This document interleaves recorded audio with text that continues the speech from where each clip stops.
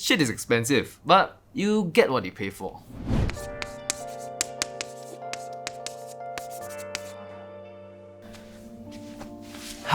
Hey guys and gals. In today's video, I wanted to share with you guys my experience with therapy so far. So I've been going for therapy for the past 11 weeks or so, and this is because I felt that I had some underlying mental health issues, which I will elaborate a little bit more further into the video. And just to get my general opinion out of the way, my experience with therapy has been way more than I expected it to be. I came out of it not just resolving the fundamental issues that I was there for, but therapy has also went above and beyond my initial goals. And I've started to learn a lot more about myself and how I can move forward as a person and grow. First things first, what is therapy? Psychotherapy is the process of meeting a therapist to resolve problematic behaviors, beliefs, feelings, and relationships, etc. To me, therapy is helping you rewire unhealthy thought patterns which might have been formulated as a result of your life experiences. Such experiences include how you grew up as a child, how your family took care of you, and what kind of things you went through when you were in school. What is an example of rewiring these thought patterns? Because this is something that I personally went through, I guess I can share with you guys my experience with trying to change these unhealthy thought patterns. In the past year or so, I've had a negative relationship with emotions and feelings. I always thought that emotions got in the way of logical and rational thinking, because I was a logical and rational person. At that point, to me, emotions were like a waste of my mental space. Emotions negatively influence decisions that should be made with a rational mind. And this mindset came in a period where I was really stressed out from school, and also when I started to hustle in other ventures as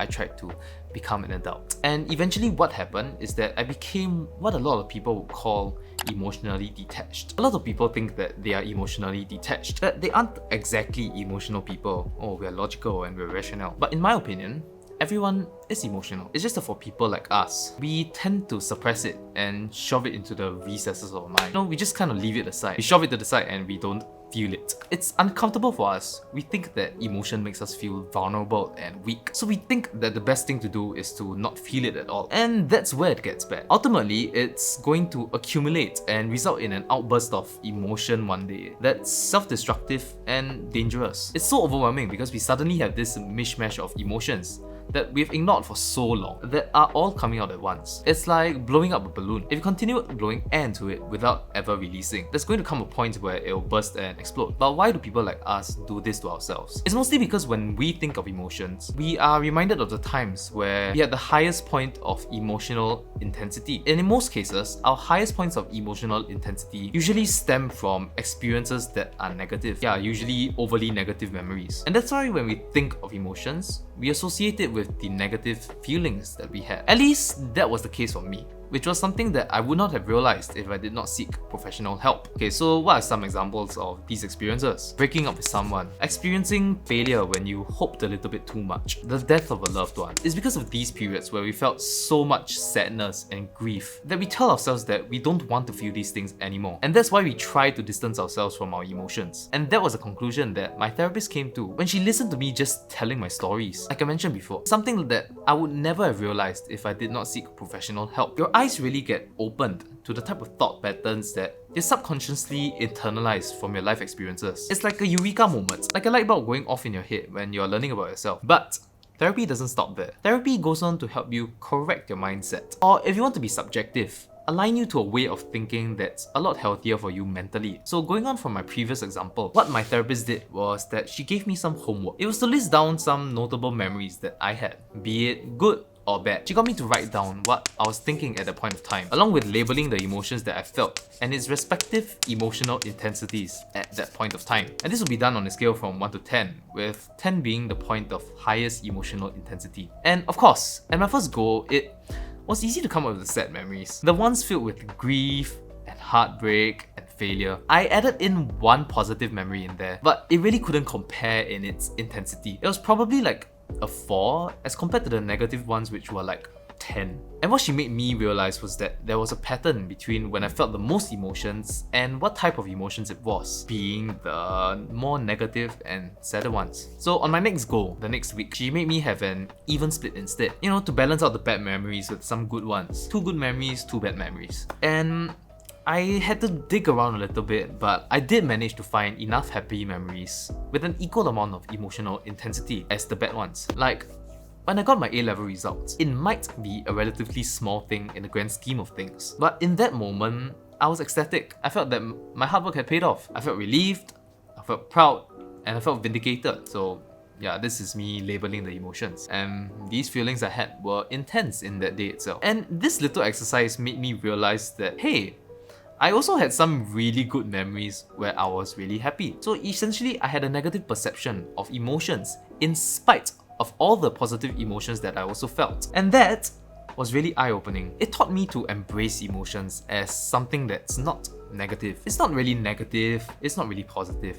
Emotions are just feelings. Feelings that will come and go. An analogy I learned from this application called Intellect is that emotions are like a passing train. So you're standing at the train platform and the train is going to come. The train stops for a while, but eventually it'll leave as well, as long as you allow yourself to feel the emotion and not suppress it. And it's really a culmination of all these little realizations that has improved my relationship with emotions immensely. And this is without me losing my sense of logic and rationality as well. Because here's the thing, we all know that when people let emotions get the better of them, they tend to make decisions that might hurt others or themselves. And at the end of it, even if they don't mean it, the deed is still done. And this to me is a result of making decisions while the emotion train is still at the station, instead of making the decisions once the emotion train has passed. And what I believe we should be doing is to wait out for that feeling to pass. And when it has passed, that's when you take the time to think about it and rationalize the emotion to find out what the feeling is telling you. And it's after all of that, then you formulate a plan of how to proceed from there. And that's what it takes to be emotionally mature. A good practice I learned is to dissociate the feeling from you. Instead of thinking, I am sad, think of it as I am feeling sad. And this will give you the certainty that the feeling will eventually go away. Yeah, I've been learning a lot about this in the past few weeks. There's a lot about psychology and how it applies to relationships and whatnot. All of this is the value of therapy to me, as well as psychology. So, how do you begin with therapy? First up, I think it's good to know what underlying issues you want to deal with first. Personally, mine was dealing with anxiety and emotions. So I wanted to find someone that was skilled in dealing with these situations. I believe in most cases, licensed psychotherapists will display what types of therapy they are focused on. In my case, it was emotion-focused therapy. Perhaps you are someone that has some form of childhood trauma. Therapy that's more trauma-focused would probably be good for you. I did my research and I was lucky enough to find a therapist that was a good fit for me. But apparently, this might not be the case all the time. Some places allow you to have an introductory session with a therapist to see whether they are a good fit for you, whether they seem like someone you feel like you can open up to. Because the thing is, you never know if the therapist that you're going to on the first go will be someone that's comfortable for you. It's like finding a partner, I guess. There has to be a good fit between the therapist and you. In Singapore, there are a bunch of resources that give you a basic idea of what to do should you be looking for therapy, as well as what you can expect from therapy. There was this article that was done up by The Smart Local, which gives you an idea of what you can expect from therapy. And there are also a lot of Reddit threads where you can find fellow Singaporeans' thoughts on therapy that's available. Like, they'll talk about what options are available and what their experiences are with those options. If you're a college student, chances are that free counseling is offered at your institute, as long as you're a student of that institute. But I've also heard that you have to book pretty far in advance, and results can be mixed. But ultimately, I still feel that it's better to do something than to not do anything about some issues that you might have. What do you prep for therapy? Firstly, money.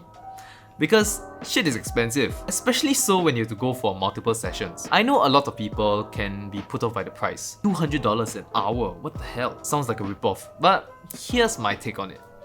You get what you pay for, and you'll be surprised at what you can achieve in a 1-hour session. If you have the financial means to do so, I would really encourage you to pick it up if you have some underlying mental health issues that you want to solve. And if someone that's not able to afford these options, there are probably some cheaper counseling services out there for students and etc. But if you can't even afford that, there are actually a lot of resources available online, especially on YouTube, where they dive into psychology and mindfulness, being kind to yourself, things like that. And all of the content does really well in explaining why sometimes you have self-destructive behavior or why you are feeling anxious. And I really believe that it will do you a world of good to learn about these things and to really try to understand yourself a little bit more. Especially so if you have some self-destructive patterns and behaviors that you always fall back to, even though you know it's bad. There's 100% a reason why we fall back to bad habits and why we feel certain ways about certain things. The two channels that I binged a lot the past few months are Psych to Go as well as The School of Life. And another thing that you should prep when going for therapy is to go in with an open mind. So you have to go in prepared to be uncomfortable. You probably have to bring up past moments of trauma, memories that might still sting a lot. And it is critical for you to openly talk about these things because your therapist would also need some time to understand you and who you are. Don't go into therapy with the belief that it'll cure your issues immediately. Like I said, it takes time for your therapist to know you, and it also takes time for you to internalize some of the teachings that they might have. And throughout this journey, you may hit certain setbacks along the way, but that doesn't mean you're not moving forward. Sometimes, a little rubber banding is what brings you to the next stage. It's what brings you to the next stage. Ay, shit. Sometimes, a little rubber banding is what brings you to the next stage. And ultimately, it also takes a lot of effort from you yourself to move forward, to move from the demons that might haunt you from the past, things that you might have grown up with, feelings that you might have internalized as part of your identity, things that you just accept is you because of how you were brought up. And I guarantee you, once you really make the effort, it will get better. And let the certainty of a better future comfort you to focus on what's happening now. Power pose, Ikigai, you're a winner. So yeah, that's my experience with therapy in 11 weeks. I would greatly appreciate a sub as I'm trying to hit 10,000 subscribers by the end of 2021. So I'm trying to have a little late push in the month of December right now. And with that, that's the end of the video, and I'll catch you guys in the next one. Stay safe, y'all. Peace.